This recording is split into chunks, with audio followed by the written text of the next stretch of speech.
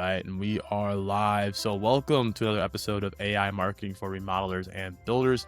If you don't know us, I'm Kai. I'm our lead consultant, everything marketing strategy and AI. And this is Spencer. He's our founder, CEO of Builder Funnel. We've got a fun one, Spencer. I actually late swap for the episode today because they announced this. Apparently this article is from like 2 weeks ago, but I just saw something about this like earlier this week. So I want to talk about this week, but ChatGPT is officially rolling out ads. So we did a paid ads episode before where we talked about preparing for it. So now really you're going to learn all about in this episode. Should remodelers and builders be prepared or should be preparing to run ads on ChatGPT? But also you're going to learn more about what OpenAI's approach to ads is, as well as, again, should you be prepared to run it, or is this something that we shouldn't really be worried about right now? So Spencer, I'm pumped for this one, and another video episode here. So if you're listening, awesome. Reminder, we're also starting to post these videos on YouTube as well. So check it out, or we'll be walking through the article itself. But super pumped for this. There's a lot of controversy here, Spencer. So we're excited to talk about it. But have you heard anything about the whole ads rollout, how that's going on, or are you pretty new to this as well? Definitely pretty new, and I would say, I know they're rolling it out, and that's about what I know. And so, I'm excited to. I know you've been in the weeds here in the controversy, so to speak, and just what's going on there. So it should be good. I have all the hot goss. I have all the hot goss on ChatGPT's ads. But so if you're watching along, you'll see and I'll link the articles in the YouTube description. But we'll walk through the articles themselves that they released. The first one we'll be going through is what OpenAI released themselves. So first thing I want to talk about, Spencer, is I'll zoom in a little bit more here too, is the tiers as far as like who's going to see the ads. And so not every tier is going to see ads. The only people that are getting ads is going to be free ChatGPT users, as well as ChatGPT Go users, which is the $8 a month, the cheaper tier they just recently introduced. So that's the first thing and that's how you monetize a platform. It makes sense, but only the lower tiers are going to see ads right now. But you know how it starts, Spencer, especially with SaaS. We'll probably see ads throughout all tiers eventually, or there will be a new tier introduced that you pay an extra $50 a month to get no ads. But this is what it's starting off as. I think it's really, really interesting. And I wanted to pick your brain a little bit, Spencer, because when we talk about like being prepared to like run ChatGPT ads and they're only on the free and go tiers, do you feel like there's going to be, this is a complete prediction on your part, as far as lead quality, do you think lead quality increases as you target different tiers of ChatGPT users? So as a pro user who pays $200 a month that's going to fill out your form, going to be more qualified than a free user that doesn't pay anything but found you on ChatGPT. What do you think about that? It's funny. That was exactly where my head went first is, okay, you're trying to target $150,000 projects or more, like these people probably, whether it's through their job or their business owners themselves, like they're probably spending the $20 a month at least, is that the cutoff? So it's $8 and below is free. $8 and below is getting ads. Everything right now above that's the $20 a month and the $200 a month are getting no ads right now. Yeah, and I would figure most of those people are on the $20 version. So my prediction would be, yeah, it's worth a test. When ads globally, when something is new, that's usually the time to strike because not as many people are using it yet. And so you have the advantage in that you will be one of the early advertisers. But the caveat, here is that it's targeting all the people that are using it for free, which would indicate, probably to some degree income level and buying power. So I didn't think about that. Interesting. Yeah. Indirectly target. Yeah. You're almost indirectly targeting income level by, if you're targeting the higher tiers. Yeah. Right. And so if ads aren't going to reach the higher tiers, you're going, well, am I even reaching the right people if it's all the free users? That's so interesting. I don't know if there's another platform out there that has like a tier subscription base that has ads like that where you could target different tiers. This is not saying that they're letting you target tiers. This is just kind of us talking about the possibilities. But well, yeah, that's what I'm saying. Like if you can't, like in the way they're launching it, you can't reach the higher tiers because they're not going to show ads at all. So by definition, you're only reaching the lower, like, I mean, we're generalizing, the lower income. I'm sure there are plenty of high income people using the free version, have an $8 version. Um, but percentage wise, it will certainly be a lot less. Yeah, I wonder if the play here too is that you are pushing more people to that $20 tier, right? And where it's like, oh, if you're already paying $8 a month, you might as well just. I'm surprised they didn't just do free to start, and then you're trying to get people on the $8 at least, and then you introduce it to the $8 and you move it up to the $20. So I'm surprised they didn't do that, but yeah, you are indirectly targeting. And like you said, indirectly generalizing a little bit, but you can kind of assume that somebody that's paying $200 for ChatGPT has some disposable income there. Right now, a lot of people are doing that. Yeah, and so maybe to your point, Kai, later on, if they show ads to everyone, then that might be, just a interesting, like, oh, I only want to show ads to people on the business subscription, but I don't know if they'll allow you to do that. So, Will be very interesting, right, for my B2B people out there. Very interesting to just target businesses on the business tier. If they ever let you do that, business enterprise, very interesting. But you keep reading the article through here, they talk about like why people trust ChatGPT for many important and personal tasks. So really, they had to take a long time rolling out ads. And when the first inkling when people knew ads were coming was I think like mid last year, they brought on the person that built out Shopify ads. They brought mm, her on as a part of like their consumer experience team or something like that. So people knew that they were coming. So they had a really slow rollout. But I want to talk about like their overall principles, and this is what a lot of people have been like stuck on and like talking about is like what their overall ads principles are. And you can think of these as like their pillars. This is their philosophy behind ads, and essentially in very like layman terms, like this is them explaining their reasoning for putting in ads. Funny enough, they actually a couple weeks ago said they were not testing ads on ChatGPT, and then they walked that back and then introduced this. So very interesting. But four main pillars, five main pillars for them here: mission alignment, answer independence, conversation privacy, choice and control, as well as long-term value. So let's start with mission alignment. So their mission is to ensure AGI benefits all of humanity. Our pursuit of advertising is always in support of that mission of making AI more accessible. To me, that's a little PR speak. That's fine. We get it.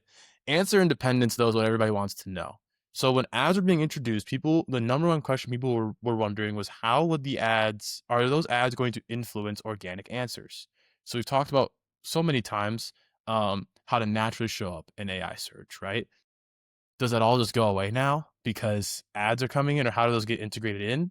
But they say ads do not influence the answers. ChatGPT gives you answers are optimized based on what's most helpful to you, but they'll essentially have a sponsored section like Google kind of like does. Google, basically. Exactly. Yeah, Yeah. exactly what Google does. So that's what those will look like. So it'll be very obvious that it is an ad. There's a picture down below that when we get past these pillars, we'll look at the picture because I want to talk about that as well. Privacy is a big part for them as well, so they keep your conversations private. They don't sell your data to advertisers. We know that's been a bigger thing among consumers as well. And then choice and control. So how personal you want the ads to be. And this was a point I want to talk about, Spencer, because I remember when we talked about like this would be the game changer for ads with AI. Is AI knows so much about you. The ad targeting would be scary good. Um, so I don't know if the majority of people will turn this off, but I'm very surprised that they even added this in because it feels like the whole point of these tools is to be super personal, right? It's supposed to know you. Seems counterintuitive to want to turn off that personalization and get random ad recs, but they're giving people the option, I guess. Yeah, it's kind of interesting. I think, like, as a marketer, I feel like I'm probably biased towards like, hey, you want to be able to do more personalized advertising, so you want to have all the data about everyone so that you can reach the right people and not the wrong people. I think this one is just pretty divided. Like, either people are like, yeah, bring on, like, I'd rather have better recommendations, so like use all my data to give me better recommendations, and then other people are like, don't touch my data, I don't want anyone to know anything about me, I don't care. So yeah, I would guess those people will turn it off, or they're not even using it, because they don't want to give up all their info anyway. Yeah, I think if you're worried about your data privacy and you use AI, I think that's kind of interesting in itself, right? But that's how I am. I'm like, if I'm gonna see ads anyway, it might as well be personal to me, and it might as well be like stuff that like I might be interested in. But I thought that was interesting. And then this last one here, long-term value. So they're not going to optimize for time spent in ChatGPT. So, for example, like power users are not seen as like higher in the algorithm compared to people that are like semi-daily users, or they use it once or twice a week or something. So they're really just going to prioritize user trust and user experience over revenue.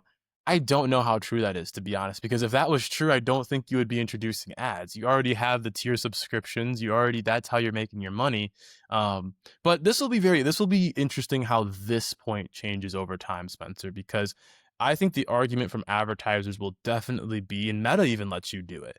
Meta gives you an option to target users that are more likely to convert, for example, or they're on Meta for longer, or they're more likely to do certain actions. And while it doesn't say exactly that here, that's essentially, they're not optimizing for some activities in ChatGPT, and one of the main ones is time spent. So I'll be very interested to see how this long-term value point changes over time. Yeah, that one's an interesting one because you would think if you're not prioritizing revenue, that's why you have subscription tiers, like you said, and the model must not be working how they want it to with the subscription tiers, because otherwise you'd think, oh, we don't have a need for ads, or it's just capitalism playing out, and it's like, hey, the company needs to make money, and they need to make more money and a lot of money, and we have a lot of eyeballs, so let's run ads. Yeah, very, very, very interesting.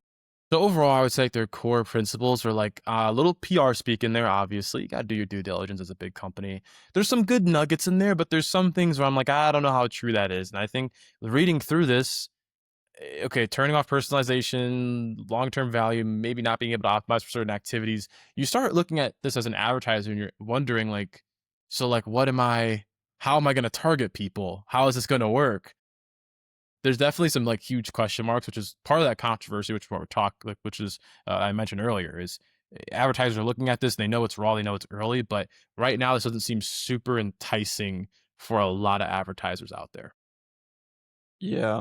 Yeah. Need to know more about, yeah, what kind of targeting you can do. Yeah, is it gonna be user based or is it gonna be more like Google where you can target keywords? Are you able to target chat directional chat topics, But like even within a chat, people can start going off the rails down bunny trail. Yeah, it'll be interesting.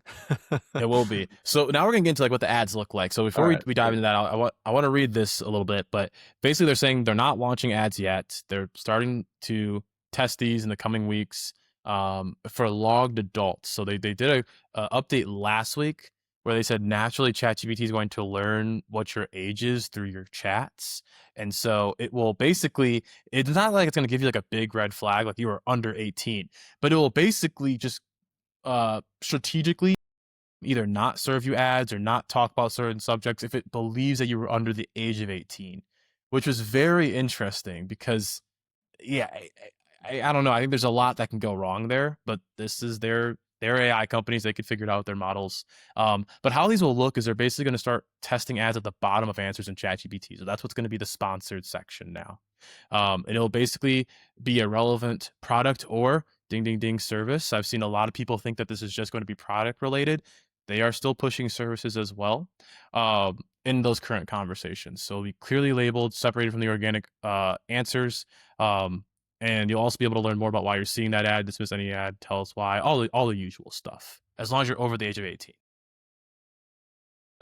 Two things. So, so the one that's really interesting. That we won't show them if we predict that they're under 18, but they didn't say that we know, or yeah, just that's interesting. Yes.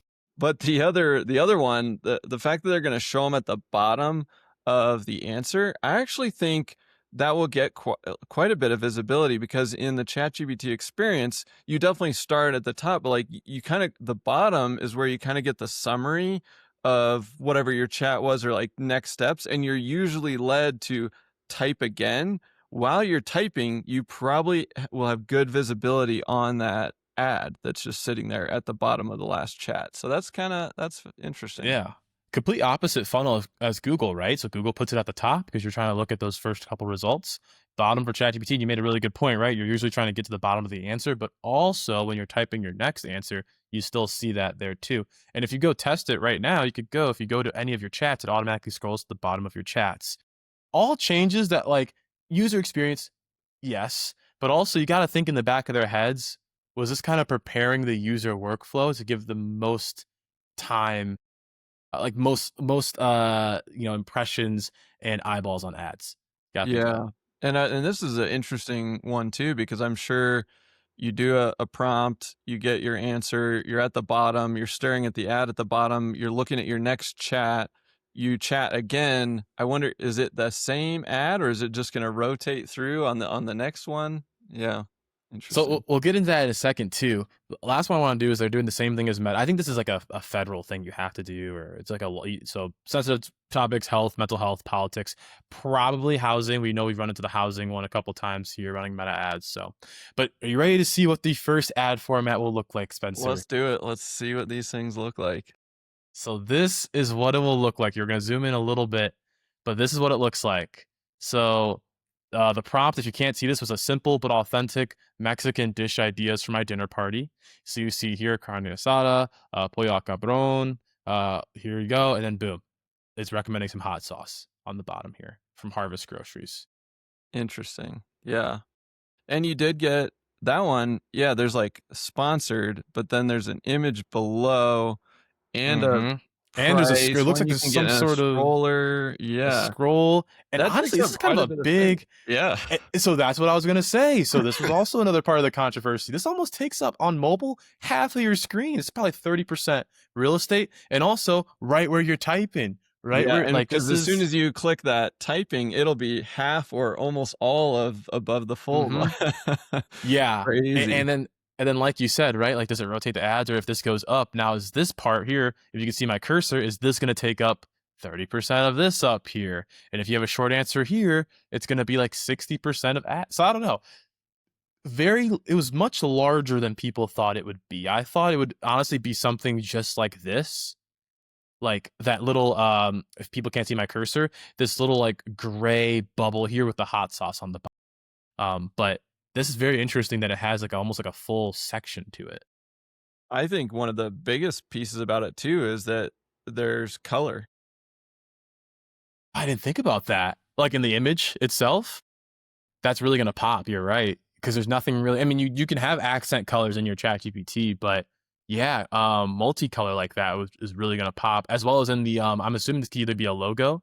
You could probably change this, probably just a default. So you have your logo in there as well. Mm. Yeah, I mean, those things really stand out. If you just quick look, you just see orange of the little icon, and then you see the bottle, which is colored. Yeah, your eyes are really drawn towards the ad. Well, and I've been doing this test too with more ad creative, and naturally my eyes just keep going to that. Like you said, like I'm like just kind of like going, looking over. Immediately they go straight to that ad, and you're right, because that orange. I think also something I thought you were gonna say was the price. That was interesting that they put price in there. It makes sense for a product. Price ranges for remodelers, builders in there possibly would be very interesting as well.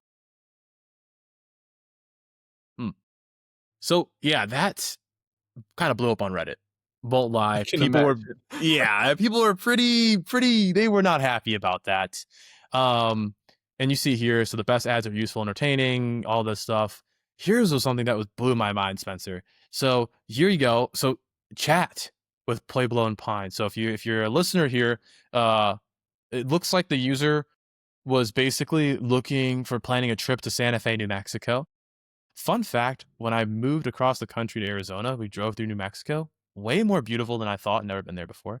Um, Sarah on our team, she lived there for a while. I remember talking to her about it. But so they're talking about like Santa Fe, New Mexico, and then this Pueblo and Pine company gets sponsored on the bottom here, and it has like desert cottages, and there's another thing over there if you scroll, but then it has a chat with Pueblo and Pine, and it looks like it almost goes into like an instant experience, almost like Oh, meta ads. So now it looks like you're almost talking to like a Pueblo and Pine custom GPT that knows all about their company, because you can kind of see it that's changes, right? interesting. Yeah, so you can see that there was obviously some sort of change there because the top of the screen says Playboy and Pine. The top of the screen has changed color as well, and everything is indicating to me, especially with that chat with Playboy and Pine button, that you're chatting with their custom GPT of some sort, or you are basically within the Pueblo and Pine ad, whatever that is. Which this kind of was like, whoa, this is way more than I thought. I thought it would just be a links to things, but it looks like they're also going to have some sort of instant experiences and things like that. Yeah, that's fascinating, and looking at the ad experience, even the prompt, if you're planning a trip to Santa Fe, I'm happy to help. Now it's almost like you were in that chat before planning a trip, but now you're planning a trip with this Pueblo and With the Pine play, mm, and their own GPT, which I'm sure is going to guide you to their properties or whatever their expansive residences within desert vistas. So yeah, that's yeah, I wish I could zoom in a little bit more, but they're yeah. formatted picture is as zoomed in as I can get. But again, you'll have the links in the YouTube video for you to check out. But you're very right. So yeah, and again, I don't know if it's a custom GPT. I don't know what this is. I don't know how this works. And we'll get into more of like the back end of the ads with the next couple articles that we'll look at. But this was fascinating to me. I did not think that they would be this far with the ads already. And this is the only thing that maybe gives me a little bit of optimism towards kind of where you started with their mission of like the personalizing, like the user experience overall, I guess, is that like, yeah, if I am planning a trip, an ad pops up, sure, I'm gonna chat with this company. Of course, the company's gonna pitch themselves, but like, so would a salesperson that you're talking to from this, or if you go to their website and you're trying to learn more about Pueblo and Pine, like maybe now I can just get all of that information here without having to leave the platform, which I'm sure is one of their goals too, is like, we'll bring all the information to you, even from, our advertisers, and we'll pull that in through custom GPTs, and they can upload all of their information about their companies and answer all the questions. And then you can just book directly. Maybe they're going to take a percentage of sales at some point. Who knows? Yeah, well, and I think you're hitting the nail on the head, and the big reason why is, and if we scroll back up to this first image, you see how it says like in stock $5.99 in about 25 to 35 minutes. They've already introduced a full funnel from you see a product, you buy the product through ChatGPT, and everything's handled within the app. You don't have to leave the app, you don't have to go through it, and it connects to like Instacart, DoorDash, all of those places. Would not be surprised if they start building out something for service-based businesses as well, right? Either that's a custom GPT they make or something like that. But basically where you can start booking things directly through Chat GPT. Yeah, there's tons of possibilities here. I'm surprised people weren't blowing up as much about this. Then it seems like people just kind of stopped in that first image. I think this got advertisers honestly pretty excited because I think this might be a little bit of control of what people are looking for. Yeah, I think so. And I mean, yeah, it's kind of exciting to think that you could, yeah, if you're a remodeler and somebody's searching and then you pop up and they ask some questions and now they're still maybe gathering information, but your brand is like front and center with that information gathering Yeah. experience. And then it's like, oh, do you want to book some time? And you can just book a meeting right from the chat. Like, that'd be cool. Yeah, it's pretty awesome. So then that pretty much wraps it up there. So um, ads also can be transformative for small. All ads can also be transformative for small businesses and emerging brands trying to compete. So they're even acknowledging that this isn't just for the big players. Spoiler alert: we'll talk about it a little bit later in the pod, but looks like we're still a ways off from letting anybody be able to run ads. Right now, they reach out to about a dozen advertisers, probably larger companies that will, when we see their ads, we'll know who it was. Um, but they are acknowledging like they are going to appeal to small businesses as well, smaller companies, and then a bunch of stuff about their feedback and all of that. And essentially, that's where it ends. But this article was very fascinating, and I don't think it had anything to do with the words that they typed. It was just from these images here, and specifically this one was like, whoa, like this might be a little different than everybody was thinking. Yeah, it's certainly more immersive and interactive and in depth than typical ads we think about on other platforms. Couple other articles here, Spencer, that will go through some of like the back end things.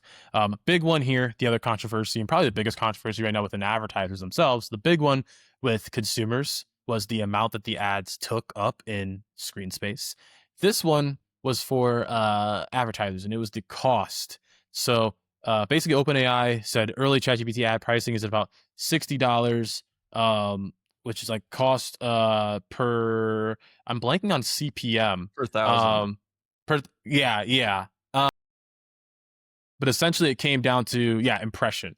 Because I want to say cost per impression because like I'm pretty sure that's what it was, but I don't know why it says CPM. But so right now, essentially, OpenAI is saying, hey, it'll cost about $60 per 1,000 impressions to run ads inside GPT. The next big part of that information was they're not charging per click, but it is going to be charged per impression, which was a huge thing. So you're not even, going to be charged for conversions, or they're not going to they're not even going to get conversions here. It's not clicks, it's just eyeballs, which is very scary as an advertiser, Spencer.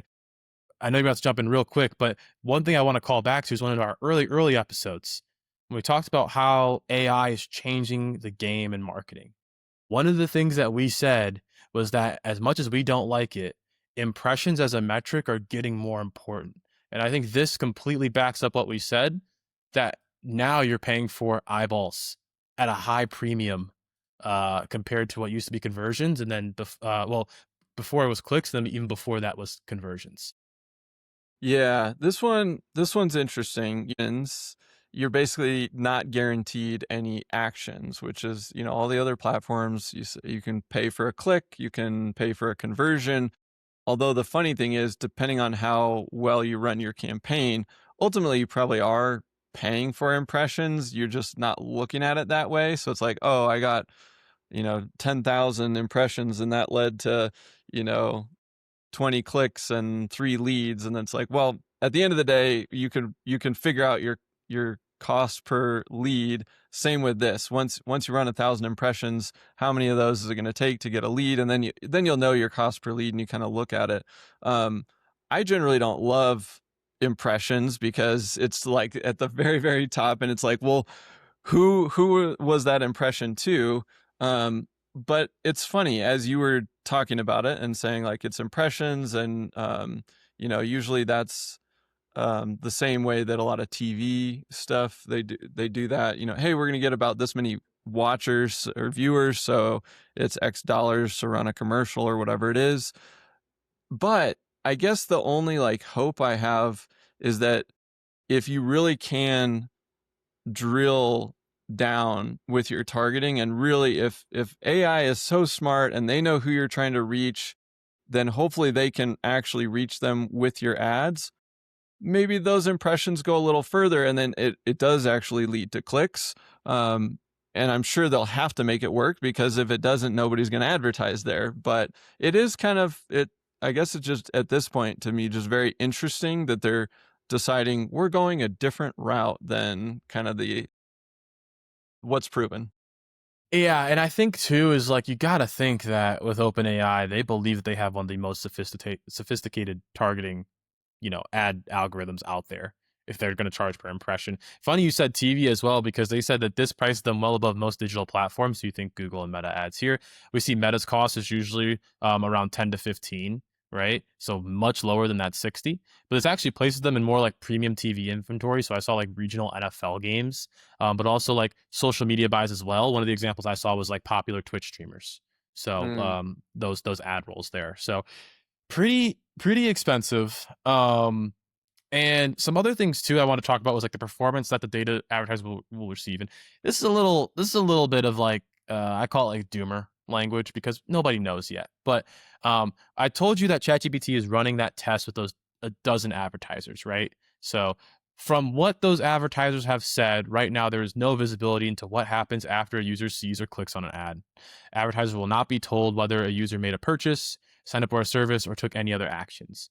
There's essentially like no reporting right now, which obviously is crazy. But OpenAI said this is right now it's a test because they're still building out the dashboard itself. But the way that this words it is like that's how it's going to be. That's not how it's going to be, people. But unless if you want to get an idea right now into the companies that are running ads and what those look like, essentially you're working with an OpenAI ad staff member to do everything for you, and you have no insight into how it's doing. Yeah, I mean, 12 companies is not a lot. So, they're big, they've got budget, and they're like, cool, let's work with some people that want to spend a lot so we can get a lot of data and see how this will actually play out. It's a 7-week test, and they're required to spend, which is, I thought the wording was weird, but 7-week test under $1 million. But that's a huge rate. I don't know how much they're spending, but you got to assume if they're saying under 1 million, like it's 6-figure ad budgets. Yeah, and So over 7 weeks, that's significant.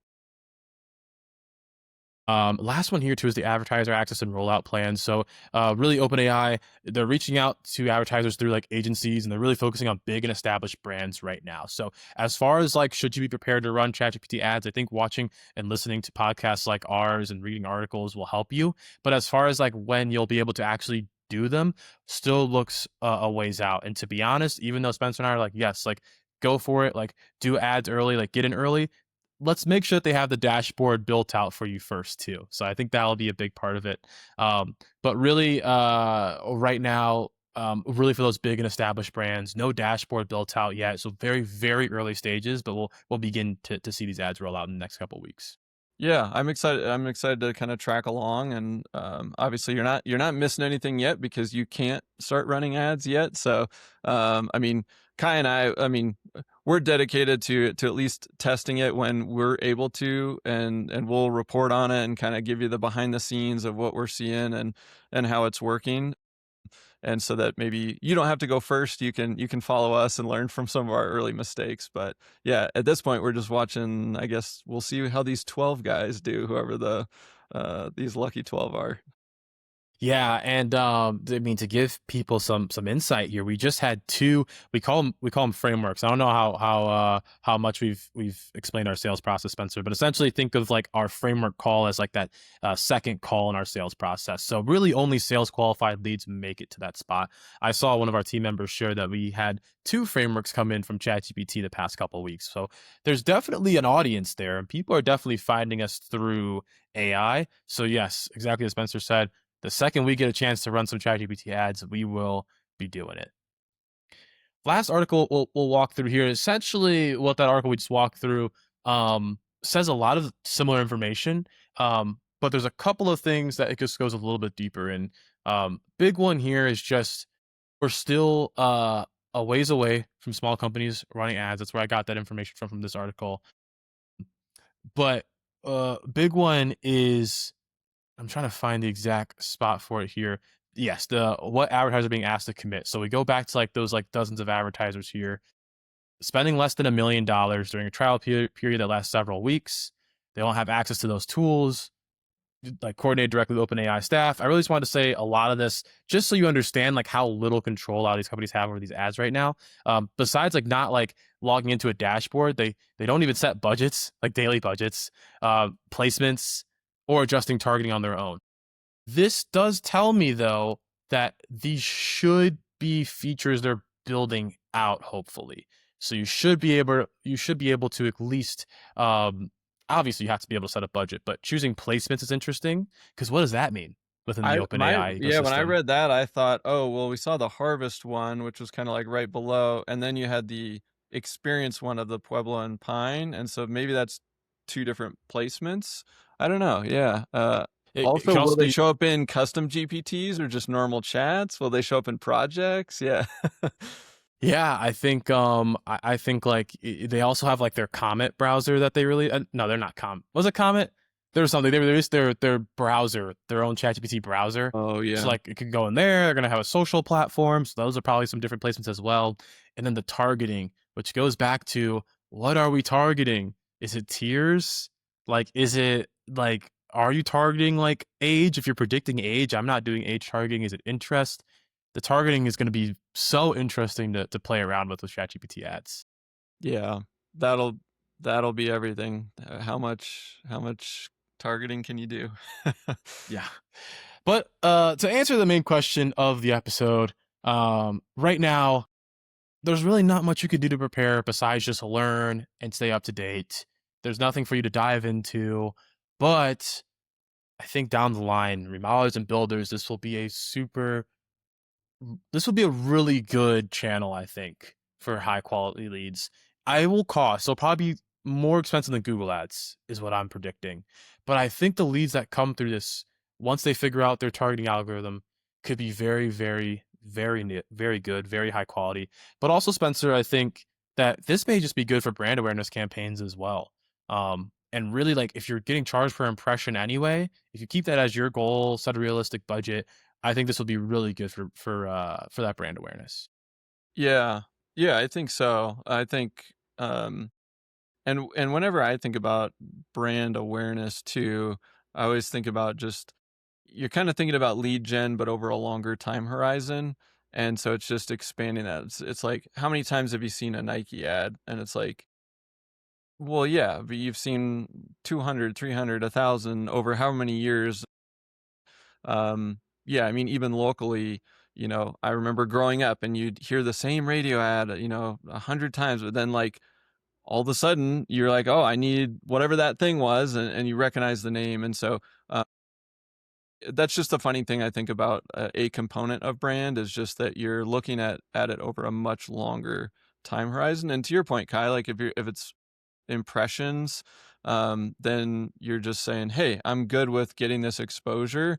I always want to have this exposure.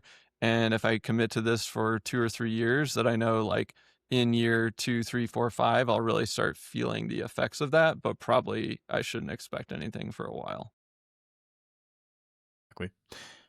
So it's our favorite time. We'll leave up this image as our ending image here. It's just so it really gets in your mind. But it's our favorite part of the pod here. It's our PUAL. If you know, you know, our parting words of wisdom. Spencer, if there's one thing that watchers or listeners should remember from this episode, what should it be? Yeah, I'm gonna say just stay alert, stay paying attention. Obviously, like Kai said, there's not no action out of this episode other than to track along, and just to keep in mind that typically with new platforms, new releases, new whatever, there is an early mover advantage. It comes with more risk and more unknowns and more uncertainty, but you navigate through that and you figure things out faster, and there's less competition. And so I think that's the potentially exciting part about whenever this becomes available to small businesses. And so, yeah, parting words of wisdom is, early movers have some good advantages. And so stay alert, and we'll try to, I don't know, take a little bit of the heat off for you by being an early mover and sharing what we learn. 1,000%. I think my PUAL is going to be I had a call this week, Spencer, with a client, and they're basically asking, like, keep it straight with me, Kai. Is there a magic pill with AI right now where I don't care how much I have to spend? How can I just dominate? And I said, right now, there's not really a way to do that. It's just organic. You're doing the EEAT. You're making sure you're showing up across directories. You're writing content to be cited by AI. You keep getting good reviews across multiple directories, so that increases your brand sentiment, which is how much AI likes you.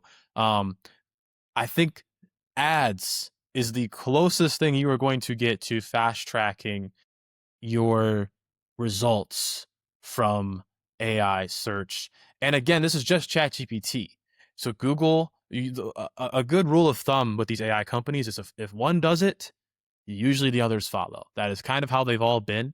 So Google's releasing Google's AI Max, which is their AI ads that will probably end up being shown up in like Gemini. Claude will probably release something, Perplexity. So ads are coming, and whether you're like, I don't care about ChatGPT or not, they're coming in AI search, and this is a big monetization path for a lot of these companies. So keep that in mind if you're thinking about like what that magic pill is. I'm not saying ads are going to be the magic pill, but about as close as you can get, Spencer, to kind of forcing your way with some more results from AI search. And I think a second one too is I have two PWOWs. I know I'm so much knowledge today. Well, you're pod, so you get to break the rules. So. Yes, exactly. I would say while you prepare, the best way to prepare for these AI ads right now is to have a good understanding of what your current standing in AI search is right now. We use the HubSpot AEO grader. It's not perfect. There's no perfect graders out there, but use a couple of different ones that are free and kind of put the trends together. But see how much you're showing up. Even do some tests yourselves. See how much you're showing up. What is AI saying about you? What is it pulling? What pages is it pulling? You want to know what your footing and like standing is in AI, but also if you have HubSpot or a certain CRM where you can track the amount of traffic you're getting from any of these AI tools, that's great as well. What that's going to tell you is when ads do come out and you are able to use them, what can you expect? If you're already getting a lot of traffic from these AI tools and you're already getting some leads from them and they're high quality, why not throw some money into these ads? But if you're getting nothing, maybe let's work on some organic initiatives first. Or let's do a very, very small test and not expect much from these AI ads. So essentially know your footing, Spencer. Know where you're at with AI before ads, and that will help you determine how much you should spend, if you should really invest in it, and what you can expect from the performance of those. Yeah, I like that. I think that's a good approach, and that is something you can be actioning on right now, is just working on showing up in ChatGPT organically before the ads strike. Exactly. Awesome. Well, that has been this episode of AI marketing for remodelers and builders. As always, feel free to email me, KB as in boy, IAMI at builderfunnel.com. Reminder that is KBIAMI at builderfunnel.com. You can also leave some comments in the YouTube channel, like the video. Again, really trying to blow up this podcast this year. Tons of good information for remodelers and builders around AI. And if you do email me or leave a comment, I would say I want to hear your opinion on AI ads and if you think you're going to invest in them, and also what do you think your initial budget is going to be? That'd be very interesting to see, Spencer, what people are willing to invest in these AI ads early. But that has been this episode, and we will see y'all on the next one.